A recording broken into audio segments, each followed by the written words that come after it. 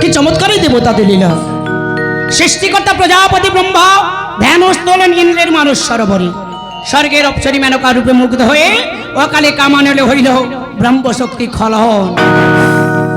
আর সেই ব্রহ্মশক্তিকে দেব সমাজে মান ডাকার জন্য প্রজাপতি ব্রহ্মা রেখে গেলেন ইন্দ্রের মানস সরোবরে একটি পদ্ম পুষ্পের উপর। আহা মরি মরি, কি সুন্দর পদ্ম ফুটে আছে। ওরে পদ্ম, কেন কালে ফুটে ঝরে যাবি? এই পুষ্পদন্ত তা হতে দেবে না রে। এই পুষ্পদন্ত এখন তোকে চয়ন করিতে চলিল রে পদ্ম।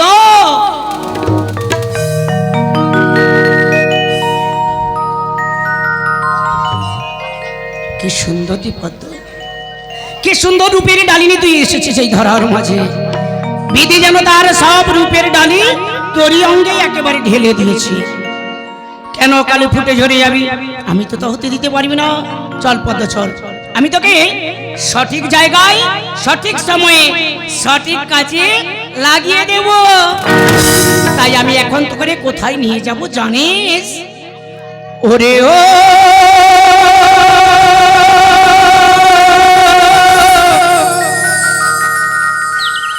পদ্মকলি,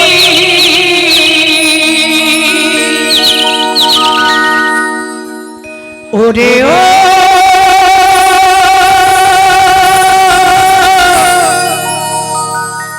পদ্মকলি,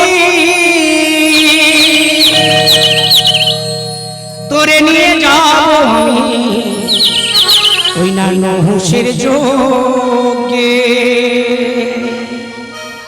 তোরে নিয়ে যাব আমি নহুষ রাজার যোগে। চল রে পদ্ম চল, ওরে ও পদ্মকলি, ওরে ও পদ্মকলি, তোরে নিয়ে যাব আমি নহুষের যোগে। ওরে ও পদ্মকলি, ওরে ও পদ্মকলি, তোরে নিয়ে যাব আমি নহুষের যোগে। ওরে ও পদ্মকলি,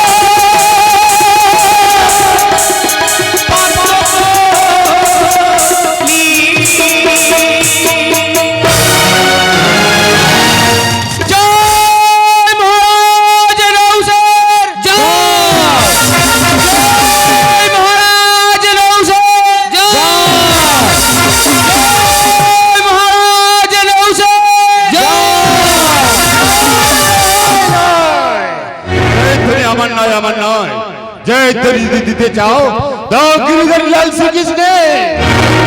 ওগো করুণাময় ঈশ্বর, তোমার জয় রাজা হয়েছি, পেয়েছি রাজত্ব, পেয়েছি রাজ স্বর্ণ সিংহাসন, তবু দাওনি দাওনি আমার একটি পুত্র সন্তান।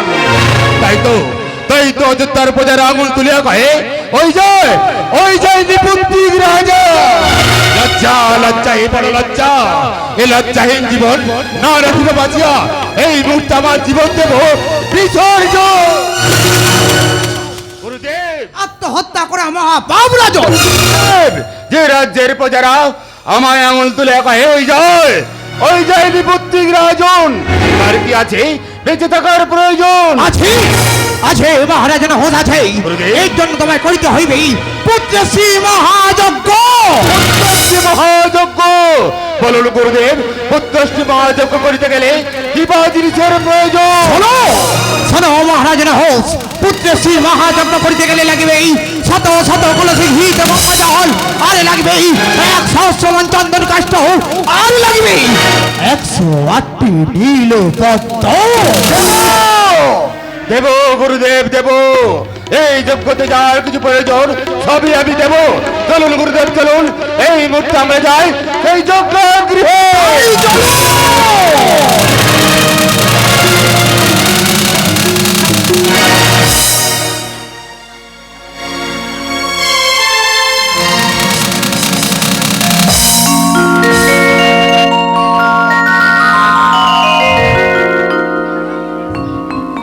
গুরুদেব, এই হলো সেই যজ্ঞগৃহ। যজ্ঞগৃহে প্রদীপ উজ্জ্বলন করেছে। এইবার আমি অনুমতি দিন, আমি করব মন্ত্র উচ্চারণ। ও সহা ও সহা সহা। কে তুমি বালক? শিবনুচর পুষ্পদন্ত নাম আমার। পুষ্পদন্ত, কি প্রয়োজনে আছে আমার যজ্ঞগৃহে? শোনুন মহারাজ, গিয়াছিলাম ইন্দ্রিয়ের মানস সরোবরে পুষ্পচনের লাগি, আনিয়াছি একটি মনের মতো পদ্ম পুষ্প। মনের বড় অভিলাষ, এই পদ্ম পুষ্পটি আপনার যোগ্য আহুতি দান করে আমি নিজেকে ধন্য করতে চাই, তবে যদি কোনো বাধা নাও থাকে মহারাজ। না পুষ্পদন্ত, দাও এই পদ্মটি আমার যজ্ঞে দেব পূর্ণ আহুতি। এই নিন গুরুদেব। এইবার বলুন রাজন। বলুন গুরুদেব। সহা ও বিদ্যুৎ শীতলেই ভব, ও বিদ্যুৎ শীতলেই ভব। যোগ্য তোমার হয়েছে পুরো, শোনো শোনো হে রাজ, শোনো শোনো হে রাজ, যোগ্য তোমার হয়েছে পুরো, শোনো শোনো হে রাজ, শোনো শোনো হে রাজ,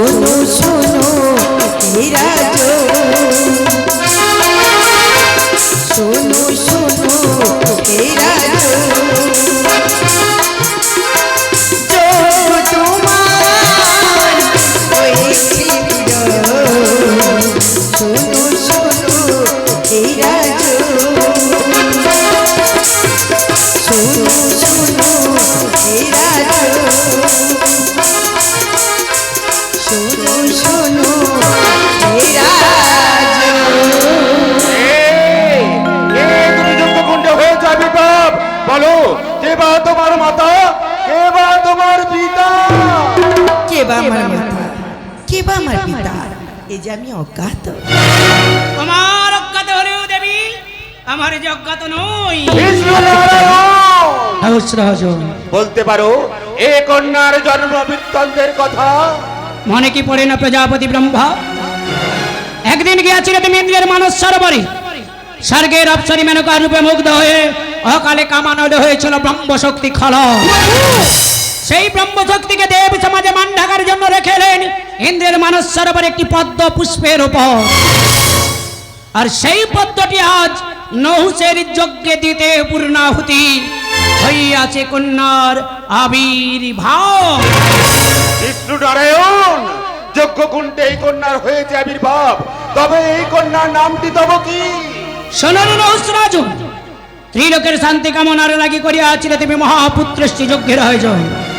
সেই যজ্ঞের শীতলকালে ওম শীতলেত্তং ভব মন্ত্র উচ্চারিত হওয়ার সাথে সাথে হইয়াছে কন্যার আবির্ভাব। আজই হতে পৃথিবী মণ্ডলে কন্যার নাম হইল শীতলময়ী শীতলা।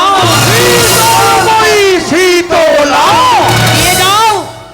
নিয়ে যাও নহুষরাজন এই যজ্ঞের অভিসন্ন, ভোজন করা রানীরে তব পুত্র সন্তান তব জন্ম নেবে যজাতি নামে। এই তো আজ থেকে আমি আর নিপুত্রিক নই, আমি আমার কন্যাকে পেয়েছি, কন্যাকে। তাই তো আমার কন্যাকে অস্ত্রের বিনোদনের রাজ্যে ঘুরিয়ে ঘুরিয়ে বলবো আমি আমার মাকে পেয়েছি,